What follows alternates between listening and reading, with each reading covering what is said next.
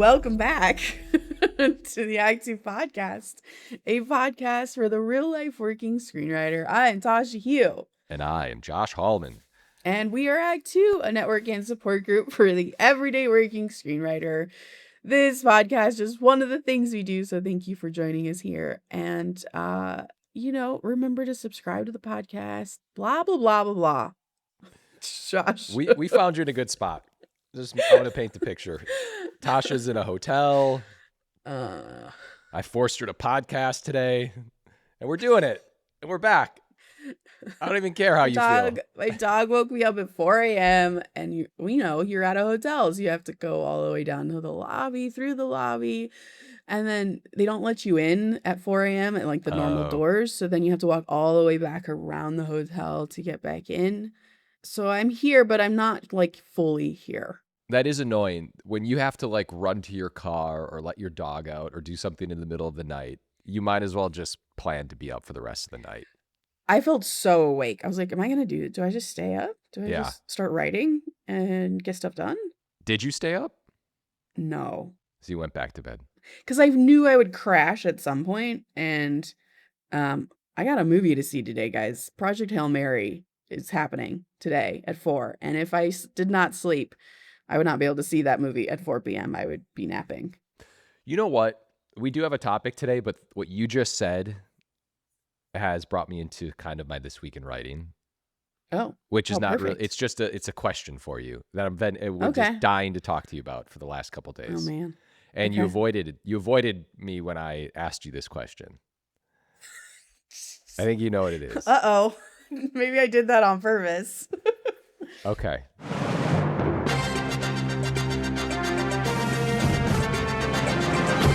This Week in Writing. The other day, Harry Potter was released, the trailer. Oh, yes. And you watched it. I did. What do you think? I need your feelings. Why aren't you, you have no emotions over this right now. What's going on? You're like a stone cold killer. I thought you would feel one way or the other. Hotel Tasha scares me. Let me also just say for anyone who's listening, like I knew Tasha as like this being one of your favorite franchises. It is the most important franchise in my life. Yeah. Listen, it looks exactly like the movies, which I find to be unfortunate. Like the look and feel of it should feel different. It should feel like, I don't know, better. Or now that we're in 2026, it just more mature or something. Like something should feel different about it. But it feels exactly the same. But it just feels like they're different people in it. And they're like, because we've all fallen in love with the movies, they feel like second-rate people who are in it. Sure. So then it starts to feel like an AI fan trailer to me. Whoa. And that was just really confusing. But it could be a scenario like with Interview with the Vampire, if anyone is old enough to remember when that movie came out. Tom Cruise was in the lead and Brad Pitt, and that book does not immediately scream Tom Cruise and Brad Pitt in these roles, and the world was very angry that they had cast Tom Cruise. And then you watch Interview with the Vampire and it is exceptional, and Tom Cruise fucking kills it, and everyone was like, oh, oops, our bad. So that's how I feel this will probably be. But as someone for whom the movies are so beloved and I've watched them, I can't even count the amount of times that I watched them. Yeah. It just felt like an AI fan rendition of something. Wow. It was odd. It was odd to watch, in my opinion. It is I mean, listen, I understand why things are being remade, whatever. But like even with the Moana trailer that just came out with The Rock, with the wig, did you see this? Did you watch it? I haven't seen it yet. Okay. I'm afraid to see it because I know people have been talking about how silly he looks. Well, it is a little weird because Moana 2 just came out and crushed it. And I feel like you and I came up in a time where movies kind of were remade, like The Lion King, the live action Lion King. There was like a 30-year period between it. There's basically no time between the cartoon Moana and the live action Moana, which I get it from a business perspective. But then when going to Harry Potter, which by the way, I thought the show looked fine. I was like, oh, this could be cool. But it is a beloved series and franchise. And I feel like the movies are still watched regularly. And I feel like all those actors are still in our lives for the most part. I know that some of them have passed away. But yes, it seems like almost too close in time. But again, I understand why they're doing it. But I don't know. I think I will love it because they're gonna dive into more things, even things apparently that J.K. Rowling didn't put in the books, but like had in her head, like certain backstories of people in a kind of like Game of Thrones way. They're really gonna expand it, and I think that's going to be very, very fun and very cool. I was just disappointed by what I saw and thought it was odd. It was just weird to see these other people. I guess just because I've fallen in love with the real folks. Okay, well, I can't wait to talk about this when it comes out. Yeah, we will be talking about this. All right. Should we just get into our topic, Tasha? Do you have anything? Go for it. I'm gonna go for it. I got to get you there. Okay. First of all, thank you very much for sending an email. And the person said they've been listening to the podcast for a while. But here's the question. I'm moving out to LA for the summer with a portfolio of shitty first drafts. As an unrepped writer with a bunch of completed first drafts, would it be wise to spend a year rewriting my samples to make them at least decent? Will that stifle the momentum? If writing is rewriting, but I can't show it to anyone in this state, have I even written? Right now, I don't owe any drafts to anyone, so all the pressure is self-imposed. How does the space for rewrites change when you start to exist in the industry as a writer, be that with reps or to the studios, showrunners, producers? I love this question, by the way, and I especially love like how they end their email, like, have I even written? But one big thing that stood out to me was this feeling of needing a portfolio of decent drafts, which I think, like from a 50,000-foot view, yes, you should have several awesome drafts ready to fire off to anyone at any time. But I feel like even as I say that, like, do I even have that? Like, I think I have like 2 scripts that go out regularly as samples, maybe 3, depending on who it's going to and like what kind of job they're looking to pitch me. But I just met at Disney, for example, and then she had read 2 scripts of mine, and usually they only read 1, but she for some reason read 2, and one was Naruto and one was an original pilot that I sold to Amazon, but that had never gotten made, and it's probably my favorite script I've ever written. So like I have those 2, but then I met at Warner Brothers, and she was like, "Oh yeah, your Naruto script. I gave it to one of my colleagues, and they just didn't get it." Meaning, even scripts that took me a really long time to hone will still get dismissed. It's not like a perfect recipe for success, right? To just revise and get it to the right place. But I would say for both of those scripts, which now go out as samples, I spent about a year on Naruto and then a couple years on this pilot. And I think if I reread them now, I'd probably even see a lot of things I wanted to continue to rewrite. And, as I'm sure I've said this on the podcast before, but it's so important, I think. And Herman Melville once said that, and I'm not quoting at all, but the book is never done. It just has to get published. So at some point you do have to be done. Yeah. But going back to the original point that I was trying to make, yes, I think having scripts that are as good as you can make them are incredibly important. And yes, having several of them is equally important. I think first it shows range. Right? This Disney exec I met with said she wanted to meet me immediately because she read these 2 scripts and was shocked by how different they were and was incredibly impressed by the range. There was a common theme to both of them, that kind of like put me in a box, right? Like world building, strong character themes, stuff like that. But I think she could also see that like there was sort of like scope in what I was writing. So I think that's why having a box, even if your box is very big and wide and varied, having some kind of lane that you love and are good at does help people understand how to hire you.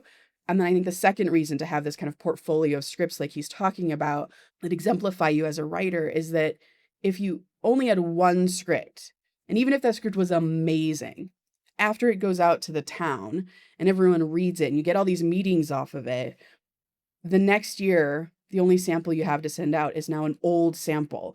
And people start to wonder, whether it's fair or not, people start to wonder, does this guy write more than just this? Is this all he's got? Is he a one-trick pony? Is he a real screenwriter or just some guy who wrote one good screenplay once? Maybe he's not actually a professional. And now I'm a little nervous to hire this person because for all I know, they've only ever written one script in their entire life, right?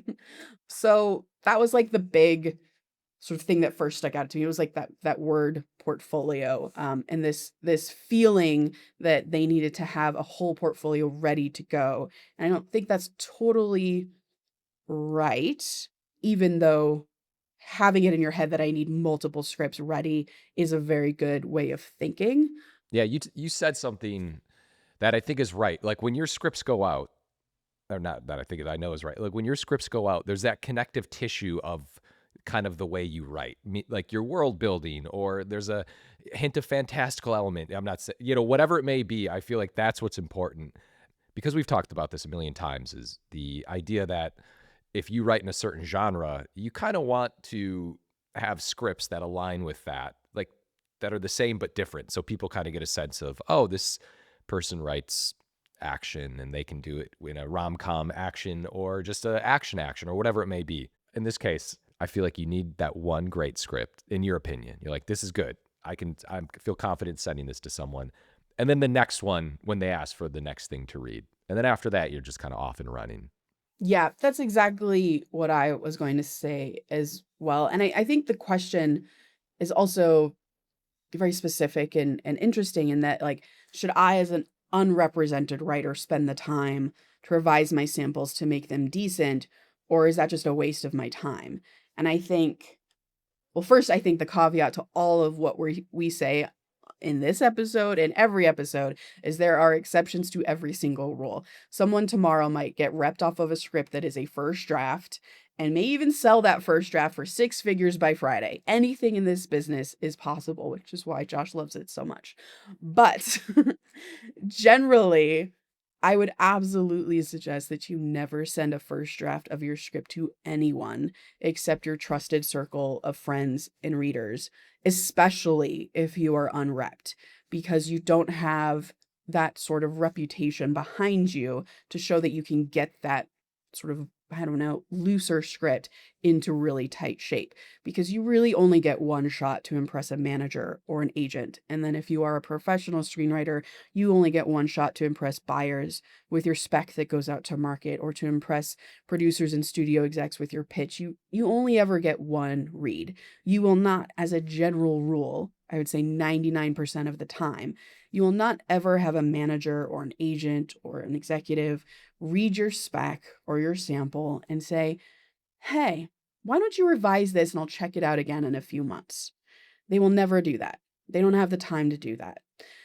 And you may be tempted, I think, to send it to a manager or an agent or whomever with this kind of caveat of like, hey, it's a first draft. I'm still working on it, but I wanted you to take a look and it'll give you a good idea of who I am. But I would say resist that temptation at all costs. I think it is false. That temptation is lying to you. They will not understand. Or rather, I think they will understand, but they will not tolerate it, I guess. They will think you are being lazy. Why are you giving me a script that's not done? They will think you're being unprofessional or discourteous because, like, why don't you respect my time enough to give me a finished script? Why are you making me read multiple scripts? Just give me the one when it's done. And again, whether that's fair or not, I think look at it from their perspective, right? You're asking for representation, or you're asking them to buy your script. If you want me to put in that effort, but you're not willing to put in the effort to give me your best foot forward, why are we doing this? We're already starting in a bad place. Can I ask you, have you ever sent a script to someone and they were like, why did you send this to me in this form? I am almost certain I have done this early in my career to a producer, because I have a very strong resistance to send like unpolished things to producers, or even like bounce ideas off of them, because early in my career, I think I like trusted the process a little bit more of like, hey, I'm struggling with this and like, let's talk about it. And I got a very frightened reaction from the producers that I didn't know my shit. there was a turning point in my career where I understood like, oh, producers don't read the same way we as writers read. Like I can read Josh's early draft and know this part's going to get better. This part's going to get tighter. This is just a loose idea. And give notes in a way that understands it's a process that he will be perfecting. A producer reads a script and all they understand is what's in front of them. They don't get that like what's going to get better, how dialogue is just kind of a placeholder for now. It will get, but they will lose it. So I think I learned very early not to do that. I may do that to my manager, but even my manager, who I think is a brilliant producer and super great at story, even she will bump on things that I was like, no, that's just there right now. It's gonna change. Obviously, it's gonna change. It's just a placeholder. It is funny how that works. Like we're very fortunate because when I send things to you guys or to our writers group, or I send something to you, I know that you know that I know it's shitty. And I'm like, Right. yeah, no, I'm going to change this at some point, but this is like on the nose dialogue. I just had to get it out. There's no nuance to any of this, but here's how the scene might look. Like that's kind of the undertones of all of it. But yeah, you can't, sending to a producer or manager or something, if they say they'll read your stuff when it's too early, that's bad. I know, because they will say that. They're like, send me, send me your first act. And no, avoid at all costs. Unless you know this producer well, I think, and like have worked with them before. Because on the last movie that I worked on, that's how they were. They were like, please just send us the first act so that we kind of know how you're going. And I've done that before and it turned out really poorly because they read they read the first act, not realizing that will probably change as I get into act 2 and act 3 as certain things need to tweak. And then they like had so many notes on act 1 that suddenly the act 2 and 3 that we had all agreed on was now no longer going to work because they were reacting to like questions they had that would get answered if they just read act 2 and act 3, right? So, but there are definitely producers who, like this last movie I was on, I think they did a good job at reading act 1 and knowing, okay, I'm just going to focus on like what we talked about act 1 would be and not about the missing act 2 and 3. But not everyone is as good a readers as that. I've been in this scenario where they're like, Josh, just send it to me. I just want to take a look. And then you send it and then they come back with like a million notes and make you feel like an idiot. And you're like, I told you it wasn't in the right. You're the one who forced me to send to you. It was just to kind of get the idea out there, and then you're in bad shape. Yeah, and then you're like, because they come back to you. This happened to you recently, right? I remember this because I remember the guy came back being like, because he was so stoked on the idea and like was pushing you to send it to him. And then when you sent it kind of like rough, thinking like, okay, like maybe he wants to kind of brainstorm it together. And then he came back and was like, no, we're not going to do this idea anymore. It's not undeniable. I was like, is this that bad? It was his idea, the thing that I put in the. I'm worked up about it.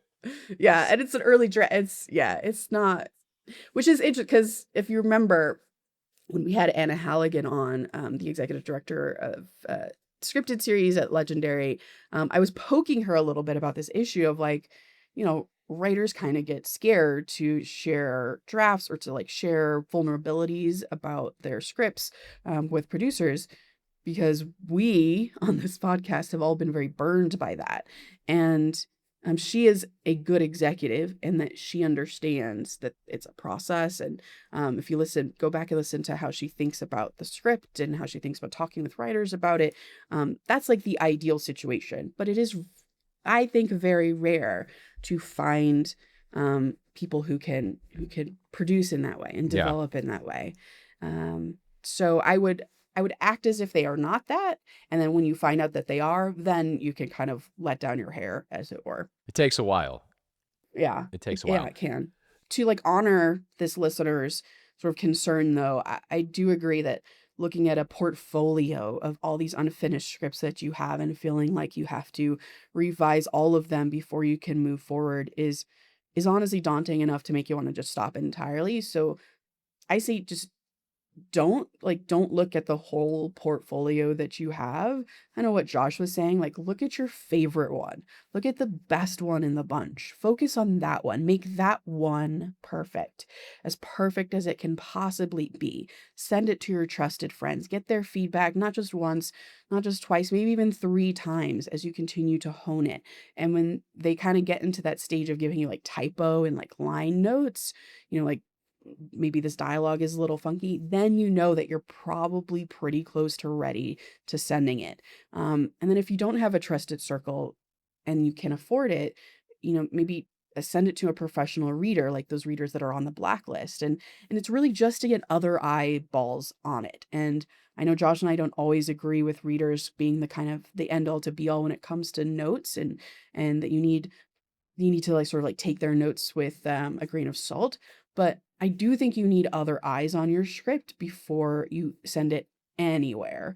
Um, and that's just one avenue to do it is through readers, but also join our Patreon, because we have a community of writers who are willing to give you notes to get your script up to snuff. We have an entire community on Patreon who are all just striving for the same dream, who take their craft very seriously, and who are just in our Patreon chat, creating writers groups and offering tips and reads. And I would say join up, ask someone in the chat if they'd be willing to read your script. And in return, maybe you read one of theirs and you guys hop on a Zoom and you give each other notes. I think outside eyes are going to be your best friend as you start to revise. Yeah, that's so important.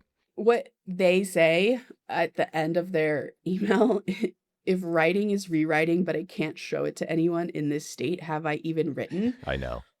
And I feel like the answer is like, kind of no, you haven't. Yeah. Like, I think, yes, you have. And of course you've overcome, I think, and this is important to say, you've overcome the biggest hurdle that stops most people from becoming screenwriters. You have written a screenplay, and not just one, but you've written multiple screenplays. That to me shows dedication. It shows a variety and diversity of ideas. It shows passion, and it shows that you're serious. And I am not kidding you that the amount of people, Josh, I'm curious if you have this experience as well, but the amount of people that I have met in this city who say that they are writers. And then when you ask them, oh, like, what are you writing? They say, well, I actually haven't finished a script yet. It is astonishing how many people there are. Yeah. So if you have written a bunch of first drafts of screenplays already, I have a good feeling about you becoming a professional screenwriter someday. But the bad news is that I don't personally think you can show people your first drafts, which means technically you have no drafts. Not until I think at least one of those scripts is ready to go. And as Josh was saying, focusing on the one script, I think the listener says, should I take a year to revise? And I think, no, absolutely, you should not. I don't think it should take you a year. I think take a month or so to revise that one script. And if you remember a month or so ago, we did an episode about like how to break down your year so that you are on track to finish and revise 1 to 2 scripts in 1 year. And that's original, that's starting from scratch. So if you're just revising in 1 year, you could get to way more in 1 year. But let's just breaking it down. You start with one script, you take 1 to 2 months to get it into a good working order. You're getting those outside eyes, and then you take it to a festival and you take it to contest and you're submitting it. And maybe you're cold querying managers and agents as well. But while you're doing that, then you can start revising your second screenplay, so that if that one cold query lands and they inevitably ask you what else you have, you'll have that second script revised, ready to go, and so on. So no, I don't think you should take a break and have your entire portfolio ready to go before you can start taking action and making moves. Just a couple months, basically. In this email, it was mentioned that a lot of this pressure was self-imposed, like a lot of the deadlines and things to that extent. And that is both great and that is both horrible. Great because you can self-impose pressure on yourself to finish things, and I think that is actually very important. And that's basically what this industry is: self-imposed dread and depression that comes upon us at all times. I feel like you and I probably have all these. I know I like self-impose many problems on myself. Self-imposed dread. Of course. Yeah. So the bad is that you can get in your own head and think you're a failure and say, oh my God, I didn't do this. But the good is, I think like the self-imposed I have to finish something, finish it. I think you can give yourself deadlines and just really hold yourself accountable. And I think the more you do that, like you're saying, rather than going for a full year to write a script, you can then write the script, within, or you can revise your script within a month or two, and then just kind of put that aside and start sending it. And the beauty, and you're just reiterating what you said, like the blacklist and festivals, is you do get other eyes on it, and you get notes back, and you learn to kind of sit with those notes and deal with them, whether you agree or disagree. And you can get your sixes and wonder why it's not a seven, and you can just do that whole thing. But it's important, and you never know what's going to happen. I am like so happy this person is moving to LA for a summer and just like taking the huge leap, and hopefully we have a they listen and see that the like a networking event or something that Act Two may be doing, that they can go to or join our Patreon and hang out with these people. There are a lot of people who are in LA that you can meet.